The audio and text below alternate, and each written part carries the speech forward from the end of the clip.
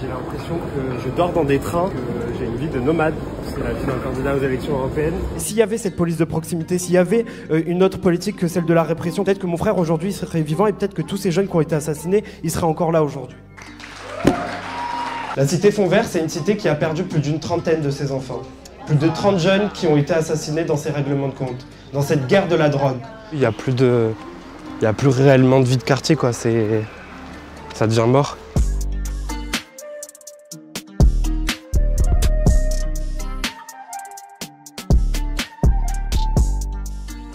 Je m'appelle Amine Sassi, j'ai 20 ans, je suis candidat aux élections européennes et je viens des quartiers nord de Marseille. Ici, c'est le bâtiment où mon père vit actuellement et où j'ai passé toute mon adolescence. Ici, on est à Frévalon, c'est une des plus grandes cités de Marseille avec un peu plus de 8200 habitants.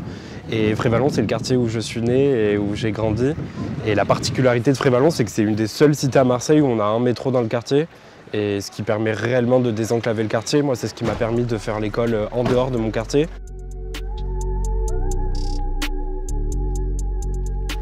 On va passer par là.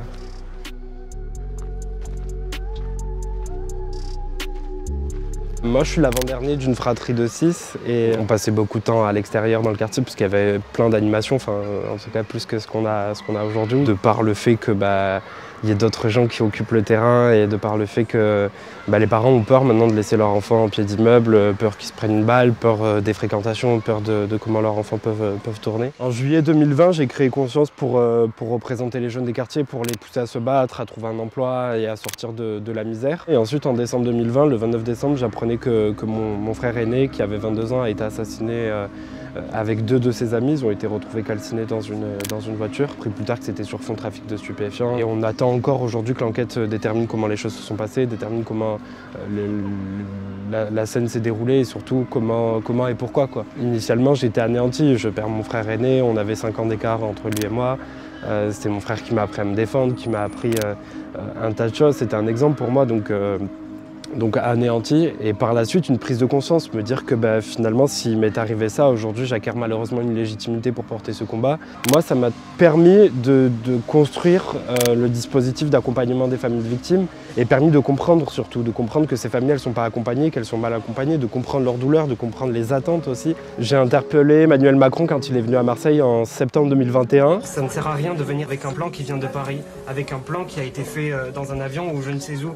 Il faut que ce plan, vous le construisez avec nous. La seule chose qu'il m'a répondu quand je l'ai interpellé pendant 4 minutes où je lui parle de mon frère, où je lui parle d'un tas de choses, sa seule réaction ça a été de me dire quel âge avez-vous. J'ai répondu que j'avais 17 ans à ce moment et il m'a juste applaudi, quoi. Enfin, moi j'ai pas besoin de tes applaudissements, ce dont j'avais besoin c'est d'un engagement concret de l'État, de dire on va renvoyer une vraie police de proximité, on va entamer un débat autour de la gestion des drogues, enfin on va faire un vrai travail de fond, quoi. Moi ici dans ce quartier à Frévalon, dans ce parc, j'ai accueilli plus d'une vingtaine de députés, une vingtaine d'élus, de députés européens, enfin j'ai accueilli du monde, quoi. Et à chaque fois on nous dit ah mais bien sûr c'est bon, on a compris ce qu'il faut qu'on fasse, on a compris le problème, on va faire, enfin du monde on en a vu passer mais le changement on l'a pas encore vu, quoi. On l'attend toujours.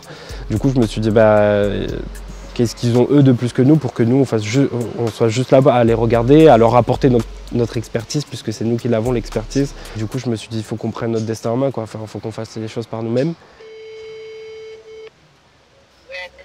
Yo. Ça va? Ouais, je suis trop contente d'arriver. Moi aussi, je suis content que tu viennes. On vous récupère près de la gare et ce qu'on va faire, on va rapidement faire un peu de tractage sur la Canebière.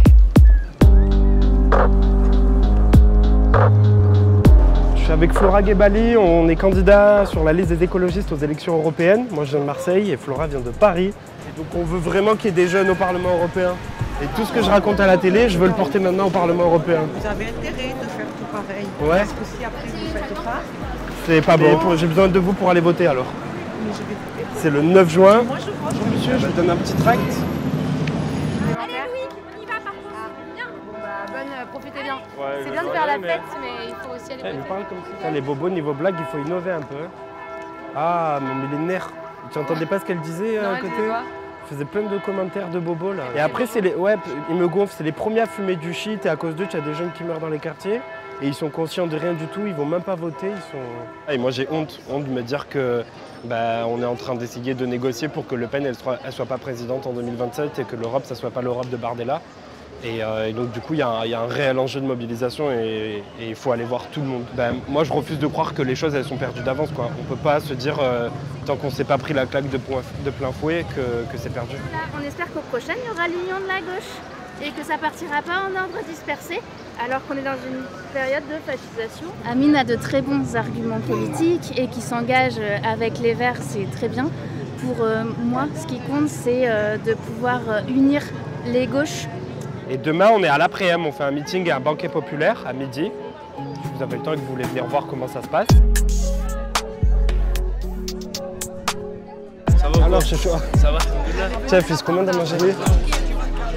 Voilà, et il repart pas tant qu'il a pas fini son plateau. C'est ça, mange. On est dans le 14e arrondissement de Marseille, on est au cœur de 3 grosses cités où on a la Busserine, on a Font-Vert, on a Picon, on a Le Mail un peu plus haut. Soyons à l'après-midi, c'est hyper symbolique qu'on soit ici. Hyper symbolique parce que l'après-midi, ça signifie la prise du pouvoir de la part du peuple. Ça signifie un tas de choses, ça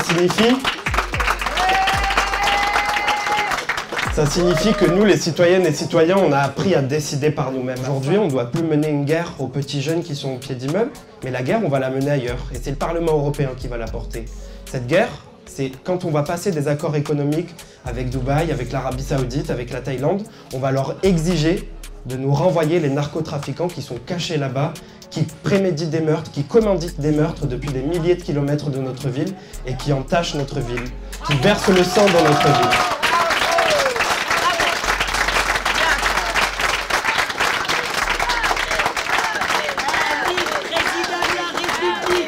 Les politiques qu'on voyait avant, ils ne nous ressemblaient pas trop, ils n'étaient pas trop comme nous.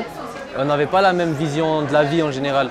Et là, d'avoir quelqu'un qui a grandi comme nous, qui nous représente vraiment, ça nous motive à nous aussi. Carrément, ma carte électorale, je l'ai faite avec lui. Enfin, j'en ai marre en fait qu'on parle sans connaître le truc, qu'on parle sans avoir jamais mis un pied dans les quartiers. En fait, tout ce cliché de cette situation sauvage dans laquelle on serait, dans laquelle on vivrait, qui est agaçante, et de par le fait qu'on nous dise, moi c'est ce qui m'énerve le plus, qu'on vivrait de l'argent de la drogue, que nos mamans seraient contents qu'on soit dans le réseau, que nos mamans nous pousseraient même à y aller pour payer la moitié du loyer, que nous on se contenterait de ça et que la CAF et le RSA ça nous plaît, quoi. Et ça c'est le plus gros cliché qu'il faut combattre.